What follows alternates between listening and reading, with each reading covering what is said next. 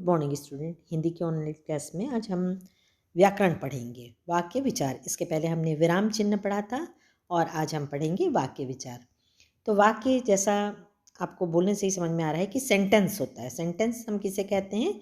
जब बहुत सारे वर्ड्स होते हैं, वर्ण होते हैं, जो अक्षर होते हैं, वो एक व्यवस्थित रूप में जब अरेंज करके लिखा जाता है तो वो क्या कहलाता है?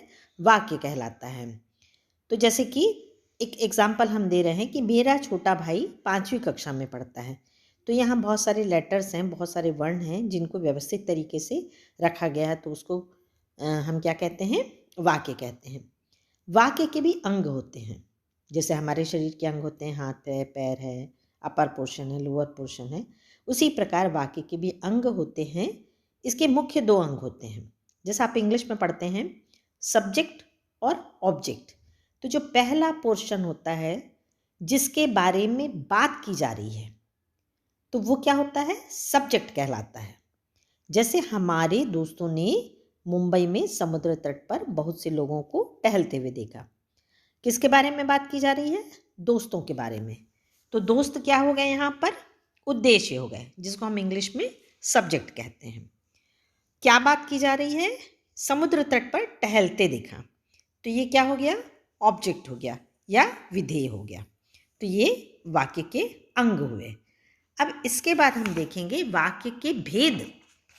वाक्य कितने प्रकार के होते हैं? तो ये भी 2 प्रकार के होते हैं। एक तो रचना के आधार पे और दूसरा होता है अर्थ के आधार पे। रचना मतलब उसका कंस्ट्रक्शन कैसा होता है। तो रचना के आधार पे 3 वाक्य होते हैं।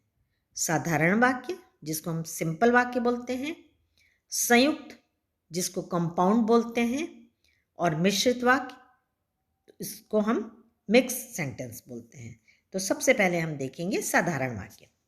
जिस वाक्य में केवल एक उद्देश्य, कर्ता मतलब एक ही व्यक्ति के बारे में बात की जाए और एक ही क्रिया हो, उसे साधारण वाक्य कहते हैं।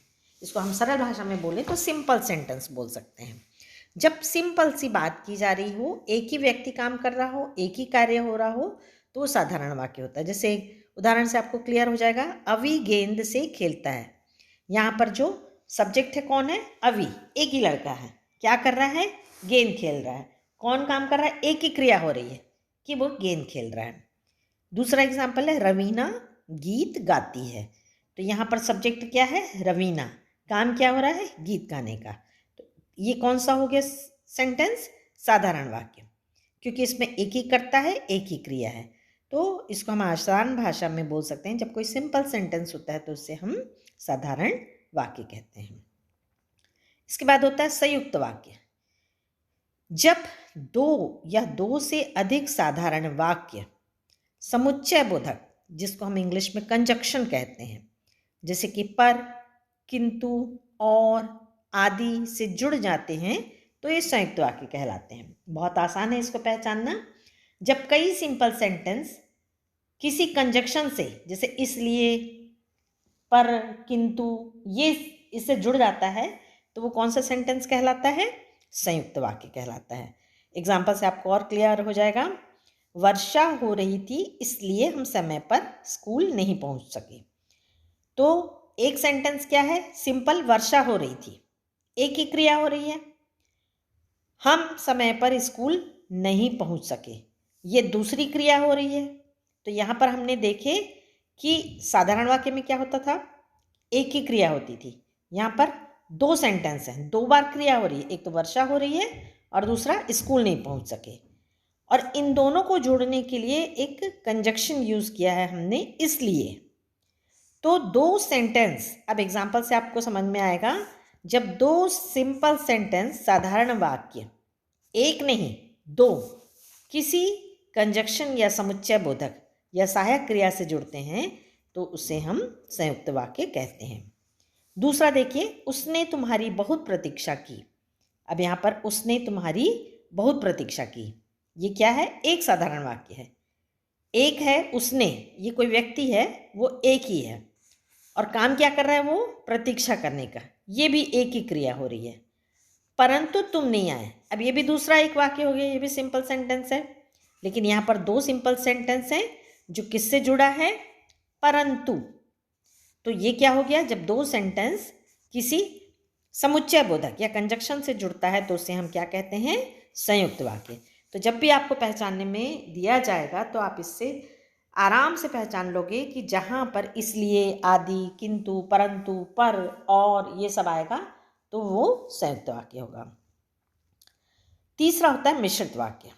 जब किसी विषय पर पूर्ण विचार प्रकट करने के लिए, बहुत ध्यान से सुनेंगे, जब किसी विषय पर पूर्ण विचार प्रकट करने के लिए कई साधारण वाक्यों को मिलाकर एक वाक्य की रचना की जाए तब ऐसे रचित वाक्य को मिश्रित वाक्य कहते हैं।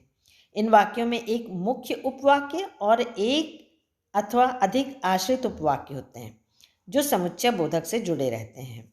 जैसे कि मैं विश्वास के साथ कह सकता हूँ कि मेरा उत्तर सही है। ऊपर जो आपको हमने इतना पढ़ के सुना है वो आपको और जो क्या है कॉम्प्लिकेटेड लगेगा।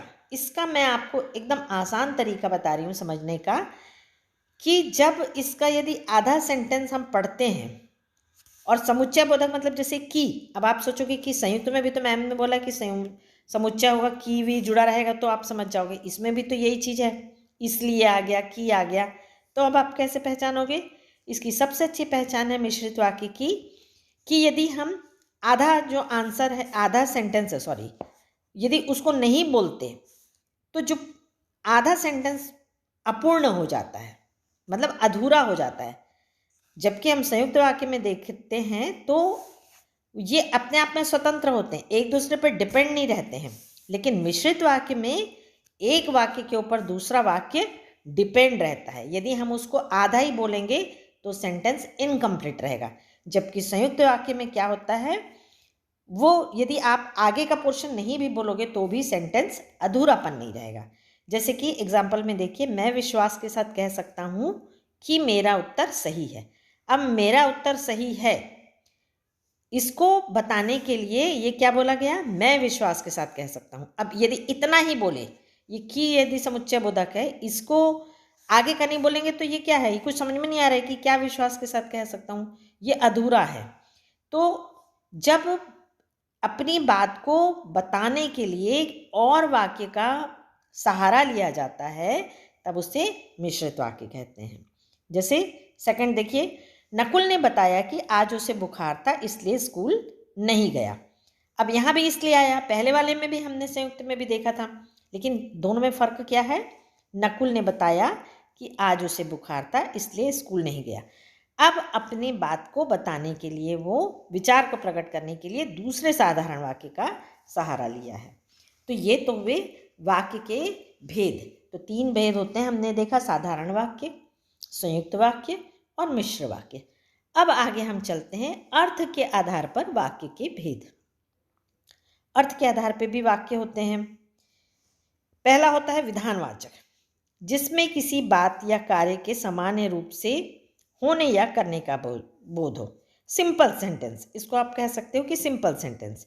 वह बीमार है, ठंडी हवा चल रही है, तो ये सिंपल साधारण बात होती है, उसे हम विधानवाचक कहते हैं, जिसमें कोई भी काम या कोई भी बात सामान्य रूप से सिंपल हो रही है। जैसे वह बीमार है, इसमें कोई वो नहीं है, सिंपल सेंटेंस है, तो जिसको सिंपल सेंटेंस होता है उसे हम विधानवाचक कहते हैं। उसके बाद दूसरा है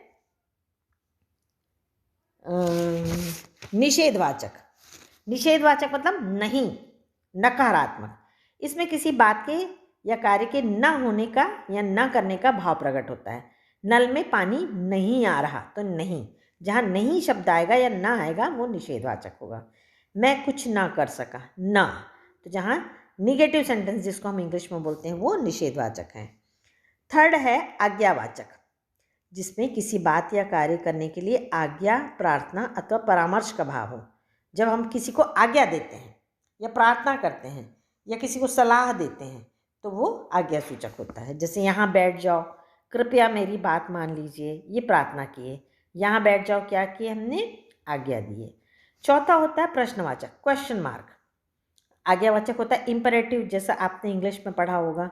चौथा है प्रश्नवाचक, क्वेश्चन, इसमें प्रश्न पूछने का भाव होता है और आखिरी में प्रश्नवाचक चिन्ह लगता है, जैसे आप कब आए, आपको क्या डर है। पांचवा होता है विस्मयादि बोधक। इसमें विस्मय मतलब आश्चर्य, हर्ष, खुशी, शोक, दुख, घृणा आदि के मन के भावों का बोध होता है और इसमें एक्सक्लेमेशन मार्क होता है। आहा तुम आ गए, वाह कमाल कर दिया।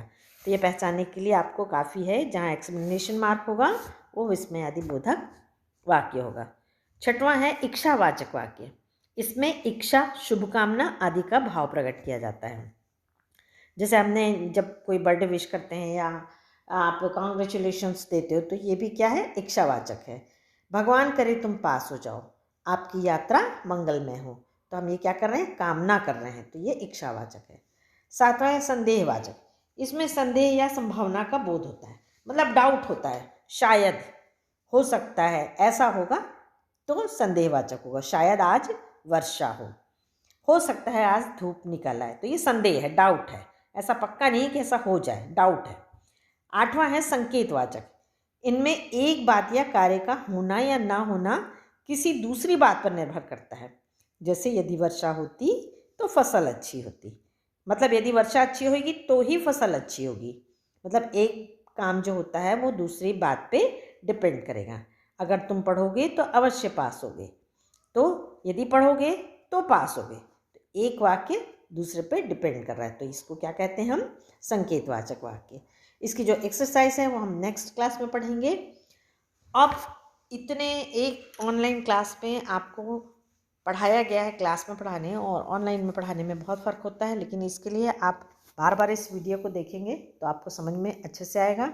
और सबसे पहला काम है कि जितने भी प्रकार के वाक्य हैं, चाहे वो संयुक्त वाक्य हो, मिश्र हो या सरल वाक्य हो, और या फिर जैसे आपको प्रश्नवाचक, निषेधवाचक, इनको सबको याद करके और सबसे पहले आपको इनको लिखना सीखना चाहिए। क्योंकि मात्राओं का याद तो कर लेते हो, लेकिन जब लिखते हो तो उसमें मात्राओं की बहुत गलती होती है, उसका आप ध्यान रखेंगे। और अच्छे से पहले तो सारे याद करेंगे कितने प्रकार के होते हैं, रचना के आधार पे, अर्थ के आधार पे, और उसके बाद उसकी लिखने की करेक्ट स्पेलिंग सहित, मात्राओं सहित प्रैक्टिस करेंगे। Thank you.